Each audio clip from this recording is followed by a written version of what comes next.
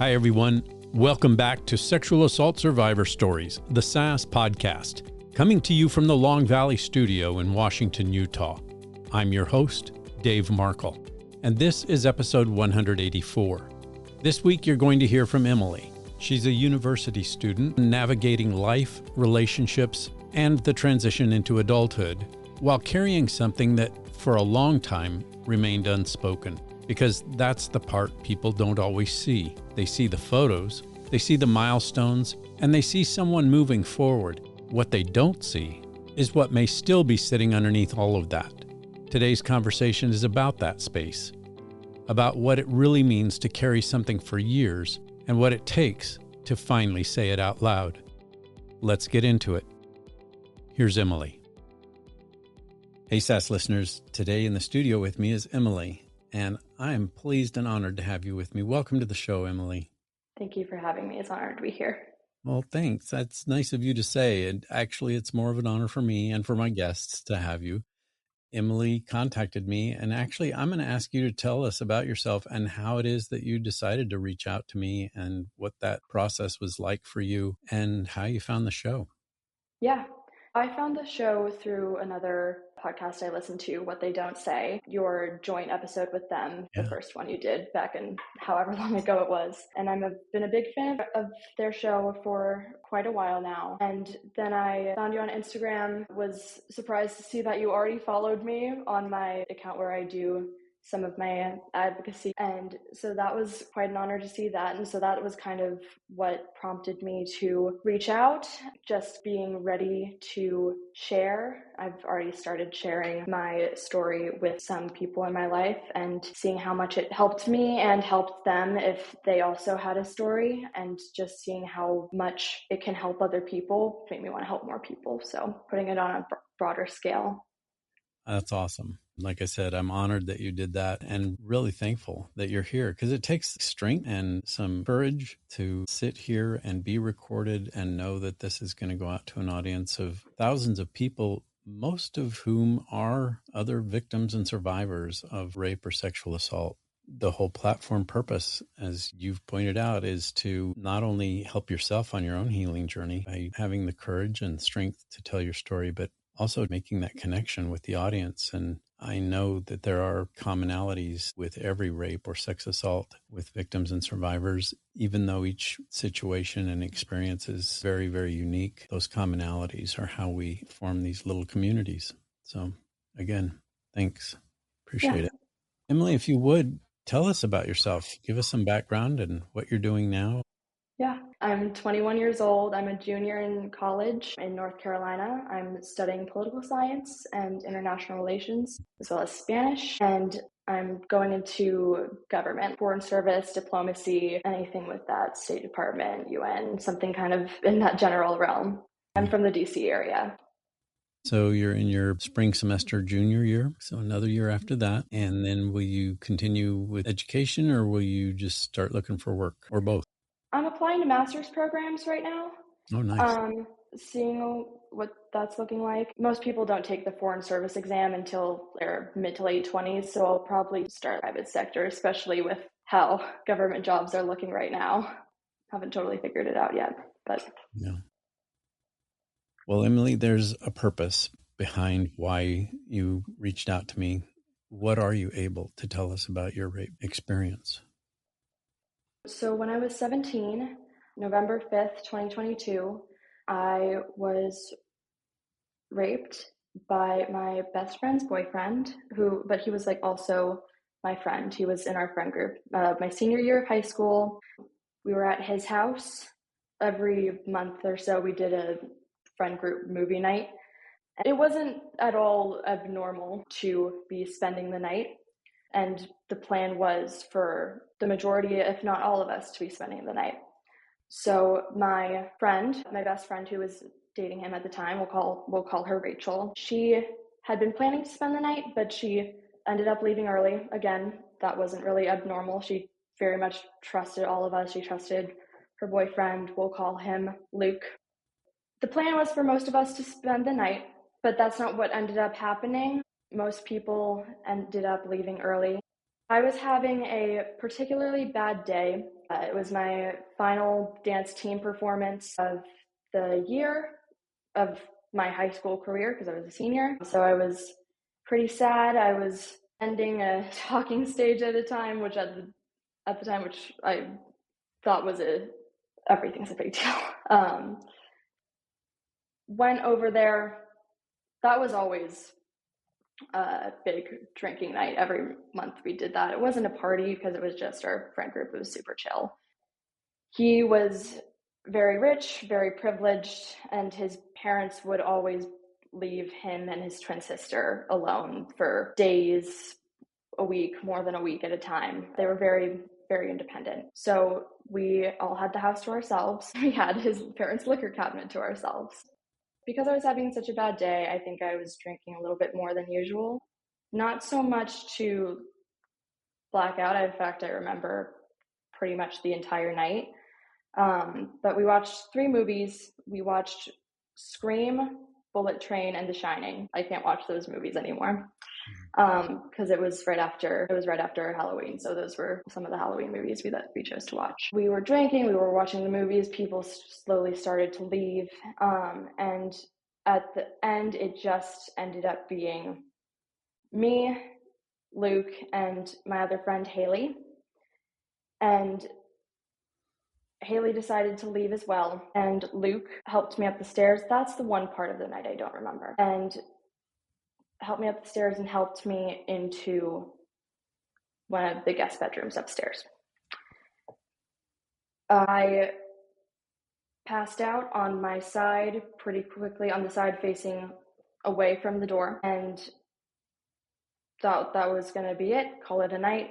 I was supposed to be spending the night anyway. My parents all knew I was spending the night. It was no big deal. I don't know how much time had passed. I had fallen asleep, but I woke up when I noticed the light pouring into the room as the door opened, the light from the hallway. I woke up more when I felt the bed dip, and then I really woke up when I felt him shove his tongue down my throat. He stopped kissing me. He said, "Let's fuck." I was very confused at first because he had been drinking too, not really as much as I had, but still he'd been drinking. I thought maybe he thought I was Rachel. I thought maybe he thought I was his girlfriend. So I said as much. I said, "No, Luke, I'm not your girlfriend. I'm not Rachel." And he just kept going. When he was done, he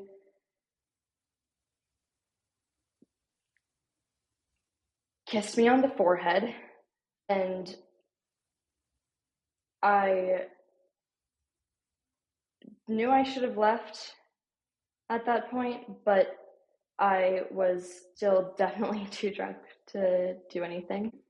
I just froze the whole time. And know through having listened to your podcast, that is definitely one of the trauma responses, not just fight or flight. Anyway, he was 6'3" and went to the gym every day, and much, much bigger than I was. I think I just cried myself to sleep, honestly. I don't really know what I did, but the next morning, he had set his alarm for 8:30 to go pick up Rachel and take her to church. That night was daylight savings, so the clocks went back an hour. So I woke up at 7:30, even though it felt like 8:30, but I knew his alarm wouldn't go off for another hour. I got up, and I noticed all my clothes were folded neatly on the chair in the corner of the room, which I thought was a very strange detail. I couldn't tell if they'd been washed or not, but they all looked clean, even my underwear, which was surprising given what had happened the night before, because that was my first time. So I knew there would likely be blood because I had blood on the sheets. So it was weird that my underwear was clean and all my clothes were clean and not wrinkled at all, and folded. I still don't know to this day what that was all about, but I got dressed, left very quickly. Actually, I'm going to pause and let you ask any questions or have any reactions or anything. Sure. First of all, Emily, let me just say how terribly sorry I am for the experience that you had. Thank you. I can obviously tell that the impact is still really deep, difficult to talk about. You're absolutely right. The freeze response is actually the first response for humans when they are faced with a trauma experience where something is going on that is threatening or life endangering or overwhelmingly traumatizing. I'm wondering if you can talk to us about what your thoughts were while the rape was actually happening. I was very confused because I thought there's no way this is happening. This is someone I trust because, like I said, he'd been my friend for 2 years at this point. And I was trying to rationalize it, and eventually I just dissociated. And I just looked at the lamp on the bedside table and just fixated on that. I was very afraid. There was an instance where he had his hand around my throat, not really to choke me, but just kind of hold me there. I don't really know where my mind went because it just went to 1,000 different places, just trying to take me anywhere but where I was. It's not uncommon in those situations for the body, as you mentioned, to freeze, to not be able to do anything. Oftentimes, victims report not being able to even make a sound, even though they try or they want to, and they can't. But it is also common that our senses at that time are pretty heightened. I'm wondering, do you remember any smells that stand out to you still today from that experience? Yeah, we'd been drinking Grey Goose lemon vodka. So the smell of that on his breath just mixed with the sweat and whatever other guy odors there were. But no, I try to avoid, honestly, vodka as a whole, but specifically that brand, that flavor, I just can't. Yeah. Again, super common. Yeah. What about particular sounds?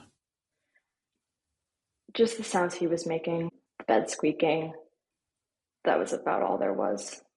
The lamp that I was looking at was buzzing. The light bulb was buzzing. It was pretty old. It looked pretty antique. Can you tell me more about what that lamp looked like? It was, the base of it was like very round. It kind of looked like a vase. It was wooden.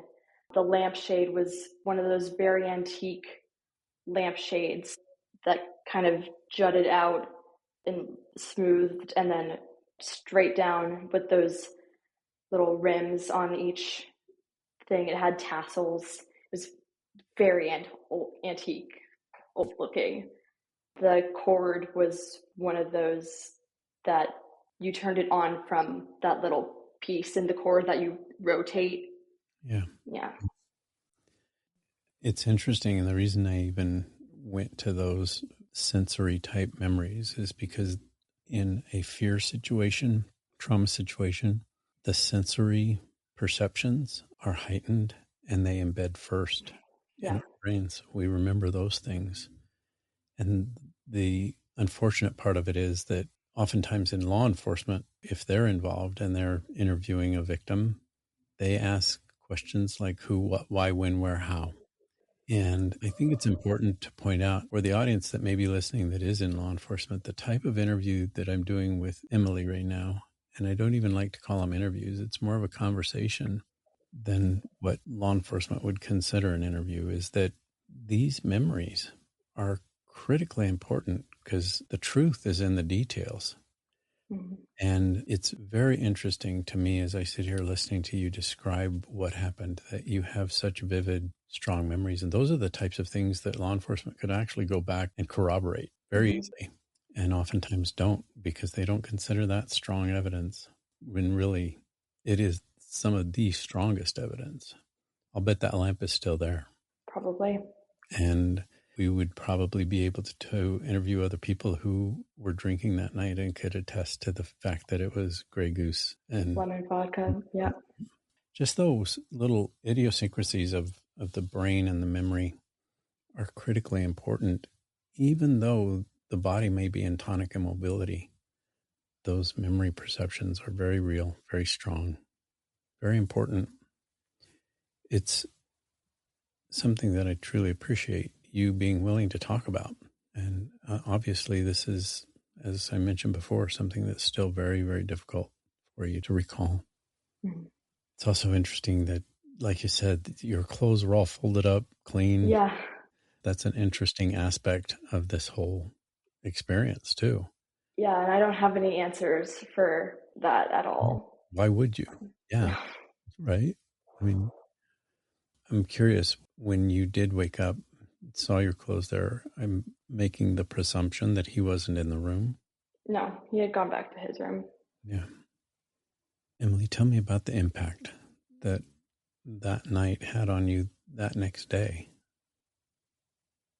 Like I said, I left. I just kind of drove around for a bit, trying to get my head together, figure out what the hell happened.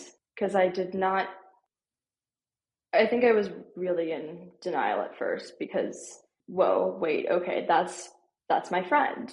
That's someone who would never hurt me or want to hurt me or anyone. That's someone I trust implicitly.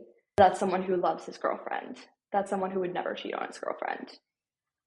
I think I know a lot of survivors and victims don't immediately after they're so deep in denial, they don't know what it is for weeks, months, years. I think I knew pretty immediately what it was. I just didn't want to acknowledge it. So I went through my head. I was like, okay, here's what I know I can do. Here's what I know I should do. Here's my options. A, like go to the hospital. B, go to CVS, get a plan B, take care of it yourself. C, ignore it. Nothing happened. I kind of went with option B. I knew I could go to the hospital, but I was still a minor at the time. I was 17, but only 3 months away from turning 18. But still, if I went to the hospital, that would have meant, okay. I knew at the time, I was naive, but not that naive. I knew at the time still that would mean, okay, parents are getting called. That to me was worst case scenario. I didn't have a grasp well enough on the situation to know what would happen if that were the case, and I was aware of that at the time. First, I stopped at this grocery store because I needed to just park, get my thoughts together. I need to go use the bathroom. So I went into this really small little grocery store, used their bathroom, and I remember it really hurt to actually pee. That was my first indication in the morning, and that was like, okay, something really bad happened last night. But as far as my emotions go, I really I think I was already numb at that point. I was like, okay, if something bad happened though, then I would be feeling more.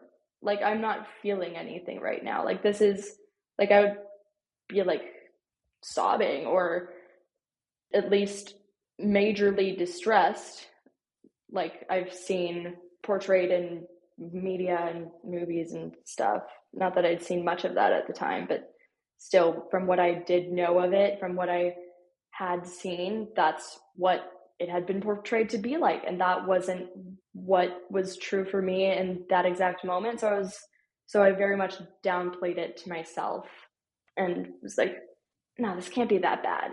So I got the morning after pill at the CVS, nowhere near either of our houses because I didn't want it to be tracked. I used cash because my parents got an alert every time I used my credit card.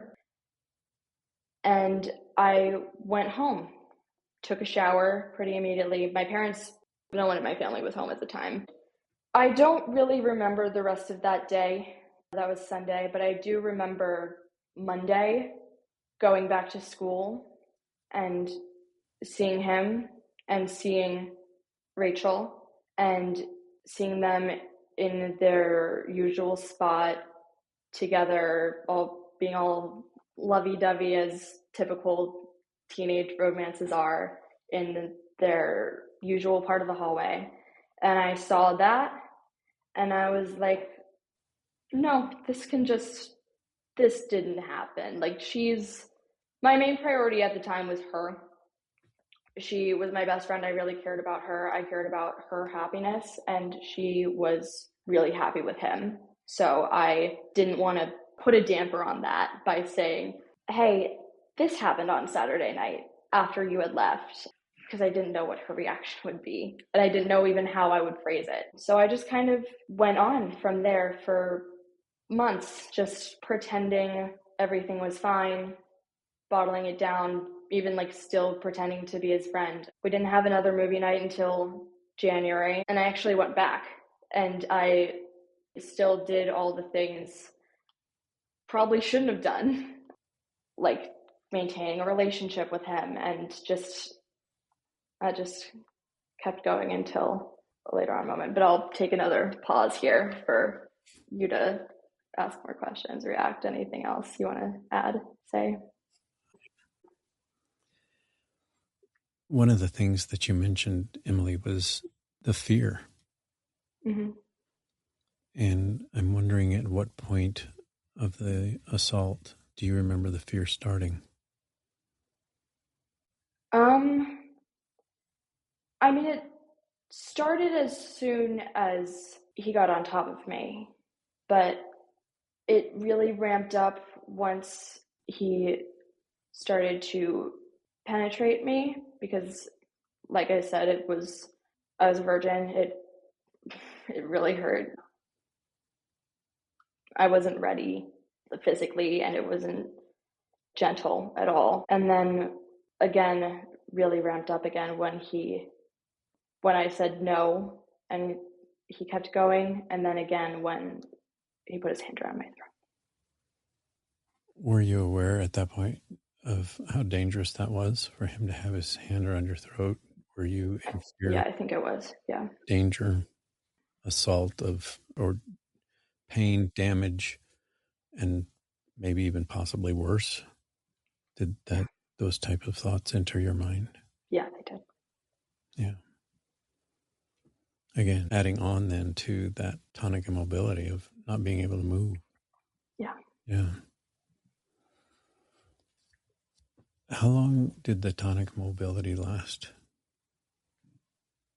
It started where I realized I didn't know if he had just ignored, if he hadn't heard me say I wasn't his girlfriend, or if he had just ignored it. But once he kept going after I said no, I think that's when it started. And it lasted until after he finished. I think I snapped back to it when he kissed me on the forehead. That really struck me because that's one of the other things.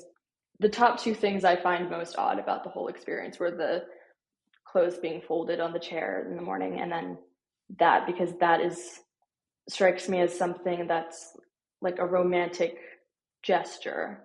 So that, I think, is what has, going back to that specific memory, has what caused a lot of confusion and doubt in my head. Like, was this really rape, or was it a show of affection?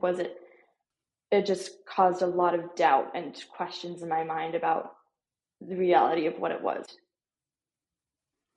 So much of what you're talking about is part of the common experience that Mm-hmm. victims have had, and that confusion and gestures, cues, actions that are taken that don't make sense and Yeah. don't really conform to what we think of when we're thinking rape or harm. Yeah. And then it confuses the process afterwards, like you said, of what just happened, Yeah. right?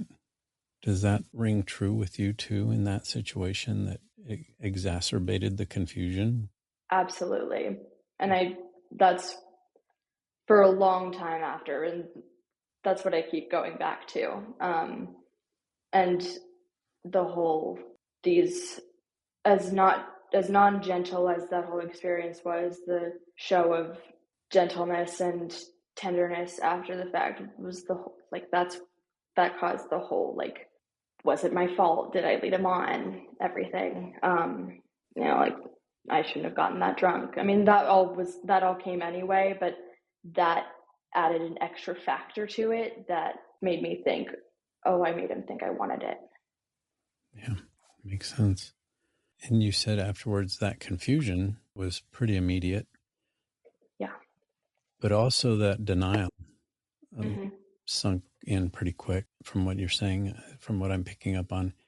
Are you able to pinpoint when it was that you were able to label what had happened and actually admit to yourself, or I don't know if admit is a good word, but your cognitive thought process being able to get you to the point where you were like, wow, this was rape and not a confused situation where he didn't know who you were? Yeah. So I'm going to answer that in chunks. So the whole time afterward, the several months afterward, that would have been, to answer your question, April. That was the April of the next year, probably. But I wasn't able to say the word to myself for probably a year and a half, maybe two afterwards. So this, like, yeah, even just like a year and a half ago or so, maybe 2 years, that I would have been able to actually admit. I couldn't get the word out. It wouldn't come out for that long. But April is when I realized, oh, I'm not crazy. And I'll get to that. So the next few months, I was trying to act as normal as possible.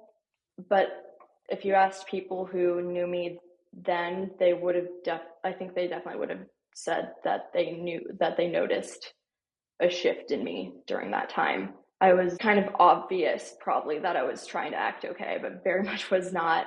I remember just that whole time is just so, I just was in a haze. It wasn't really me. I couldn't focus on anything. I had some things to distract myself with, like the next month I got into college, and then it was Christmas, and then it was my birthday, and then I had little increments of things to distract myself with, but I know it's also contradictory, but I was just so out of it. I think I was just dissociated the entire several months. Just trying to be the version of me that everyone thought I was and everyone needed me to be. Because I'm such a people pleaser. I definitely have eldest daughter syndrome. I'm the oldest child, oldest grandchild, cousin, niece, cousin on both sides of my family, and I'm the eldest child of two eldest children. So that Pretty embedded. yeah, it's pretty embedded, the pressure to be perfect and never have anything wrong with me. So I was just trying to keep going, motor ahead like I was supposed to, or I thought I was supposed to. At least the perception in your mind was that you were Yeah. supposed to. Mm-hmm. Um, so over this time, though, people in our friend group, like I said, it was a pretty big friend group, has started to notice that the relationship between Rachel and Luke was growing pretty toxic. And I was like, great, it wasn't just me that noticed this. And so I thought that, okay, this is great. I don't have to say anything. In January, Luke tried to kill himself because he hadn't gotten into the college that he wanted to get into. And everyone was very concerned, but he was very manipulative with Rachel about it as well. But over that time afterward too, people just started to notice his toxic behavior grow, and then it was decided that they would be going to colleges in different states. And I was like, great, he'll cheat on her within the first 3 weeks, I guarantee it. They'll have distance, she'll realize that it'll be very clarifying for her, she'll break up with him, it'll be great, like this will work itself out on its own. Then come April, I believe it was April 3rd, Rachel and I were very close because we danced together in and out of school. Like I said, dance was a big part of my life. And our other friend, we'll call her Michelle, had been very close with us too, and close with this friend group. But me, Rachel, and Michelle had been very tight-knit since the beginning. She was in one of our dance classes as well. And so one day we were getting ready for dance, and we're in the dressing room, and Rachel had already gone into the studio to start warming up, and everyone else had gone in too, and it was just me and Michelle. And she said, "Oh, I'm fighting with Rachel right now." And I was like, "Why?" Michelle was kind of melodramatic in a lot of ways. I like to say she was very self-involved. She only really had two personality traits: volleyball and being tall. And that was true. She worked it into every single sentence. It was a lot. She was a lot. She got on my nerves sometimes, but I tolerated her because she was friends with Rachel and I was friends with Rachel. But she said, "Rachel and I are dating right now." And I was like, "Oh, why?" And she said, she was like, "Oh, because of Luke." And I said, "Ugh, what did Luke do now?" And she said, "The same thing he did to you." And that kind of floored me, as you can imagine, rendered me speechless. I was very shocked because I had not told a soul. I think up until that point, there had been a lot of strange texts between me and Luke that may have that I showed her at some point, maybe like a month earlier, that may have alerted her to the fact that something was going on, something weird. And I was like, she can't be serious. She can't be talking about the same thing. She must be mistaken. And I said that to her. And then she was like, "No, I'm pretty sure I'm talking about the same thing." She went into dance. I did not. And just kind of hung out there for a while.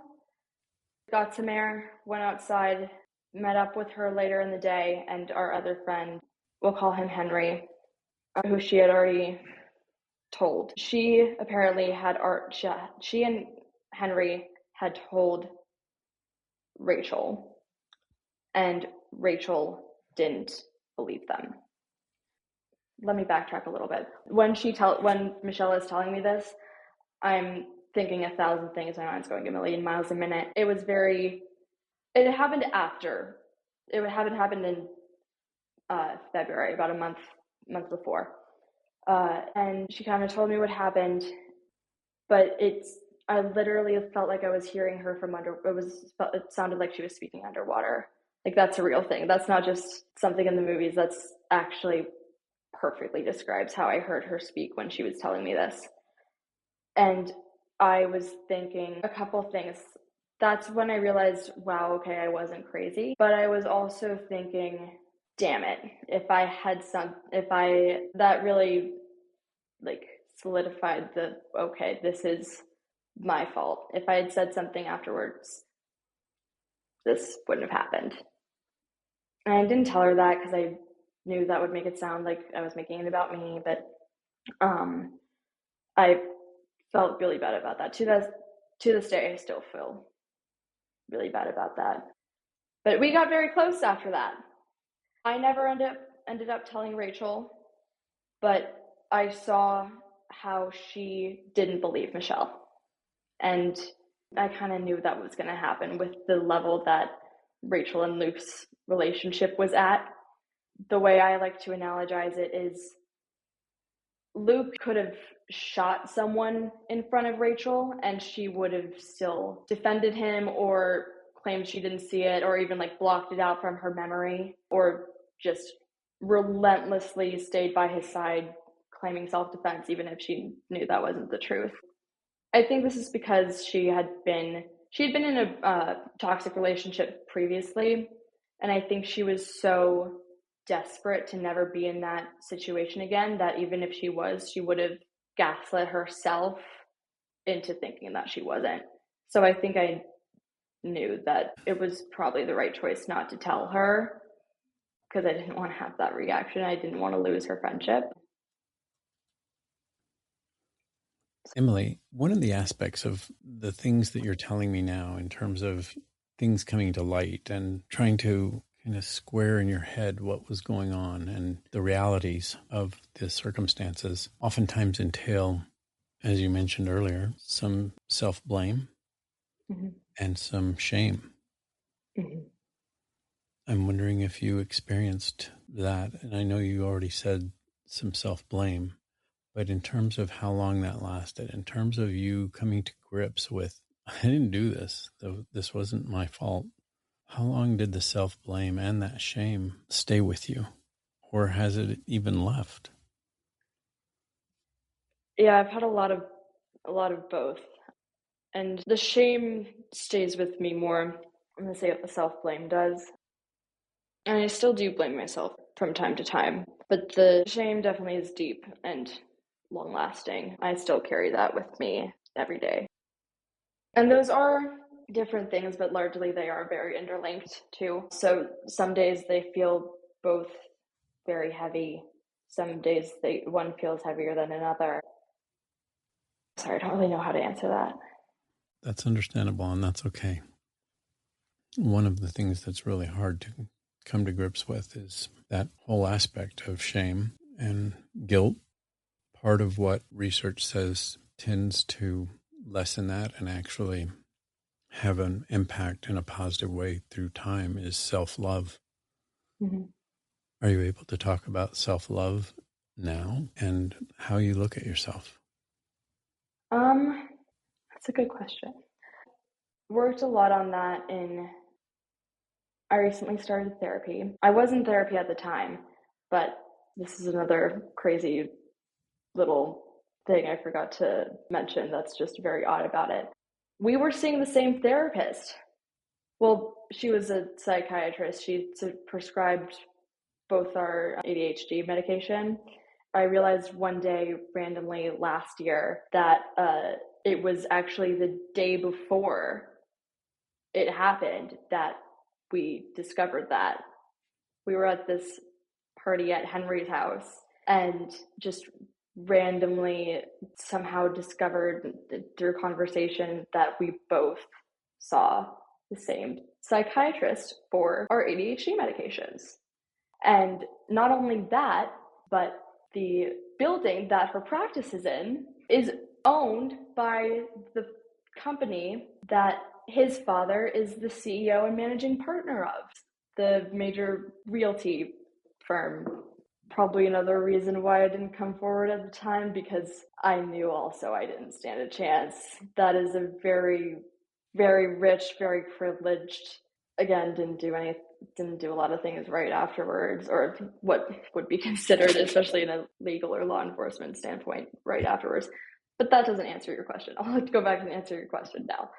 We've worked on that a lot in therapy. I've started last fall. Finding other passions and just enjoying my life in college and just finding things to be grateful for.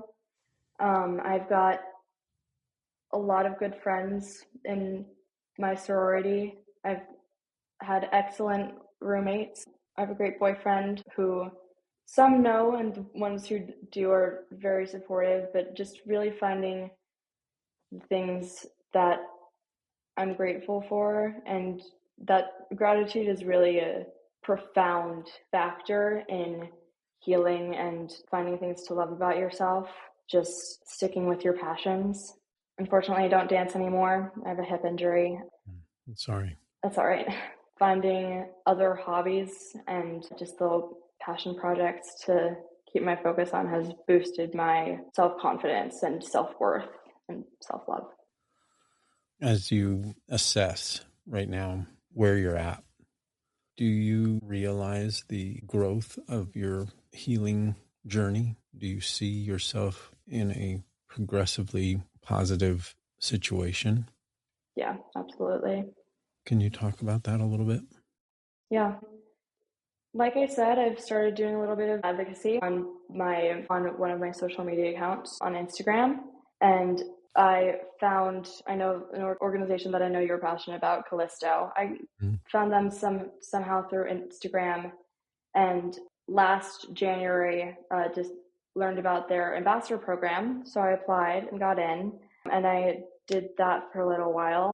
No longer actively doing it because I hit a lot of snags with my university's administration, not super receptive to it. Really tried to get that through, but it was not successful. It's a small private university on the smaller side, and at some point you've done all you can do. I worked really hard at that last year spring semester, but was not to be, unfortunately. Hopefully the culture here changes relatively soon, but I was also facing some mental health struggles at the time, and it was really taxing on me to take all that on alone, because it is quite the endeavor when programs like that are not already established at your school and you're the only one trying to push that through. The odds are stacked against you. So that became unfeasible. But I do still advance their mission as much as possible through social media and just word of mouth, and some other organizations too, just talking about as much as I can in appropriate contexts. What do you do, Emily, when those emotions and those intrusive memories and flashbacks come up and you get into those down times, those situations of maybe anxiety or depression or sadness, overwhelming sadness of the experience itself? What types of coping mechanisms have you developed and have you been taught, or maybe even thought of on your own, that help you in your forward progress? So I do have diagnosed PTSD. So I'm actually, the therapy that I mentioned that I'm doing is EMDR.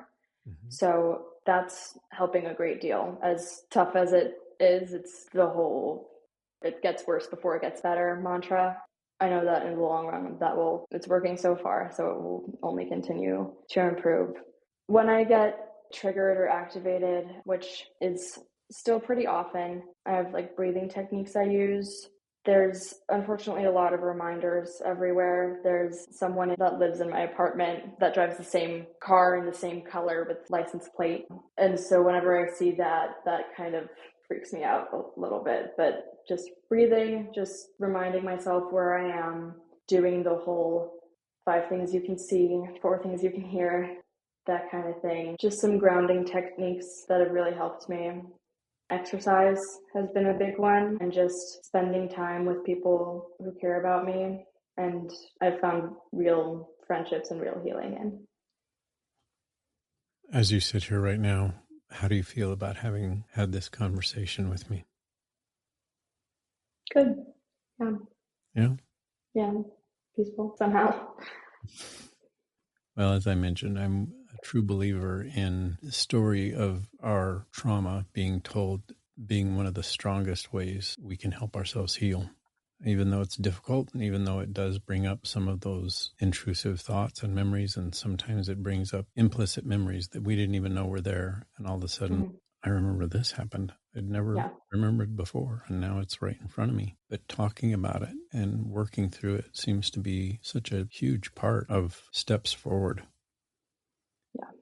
What are you hoping, now that we have finished this, and I asked this at the beginning, what do you hope to get out of this? What are you hoping mainly comes out once this gets aired? What would you like to see happen?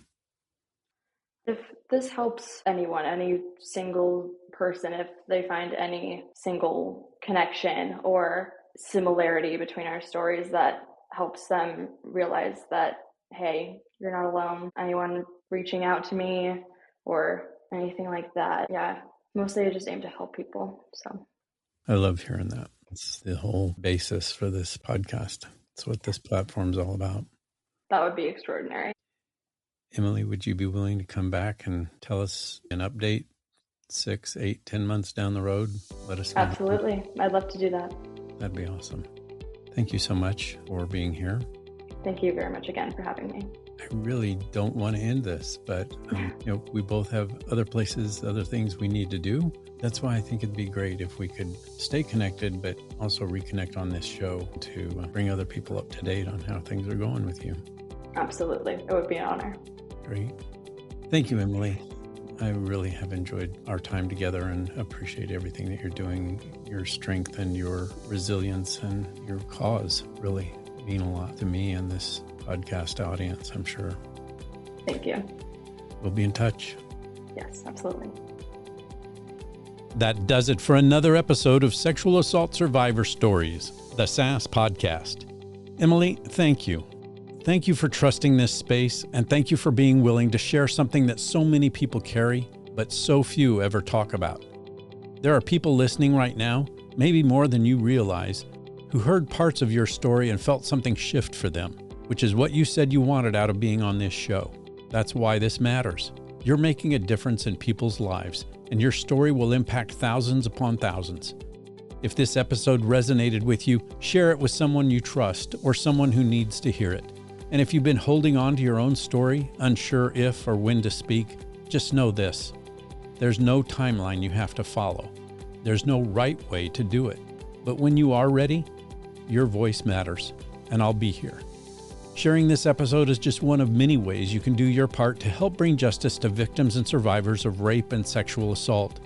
Another way is to start by believing, because we all know someone whose life has been impacted by rape or sexual assault. We'll see you next week.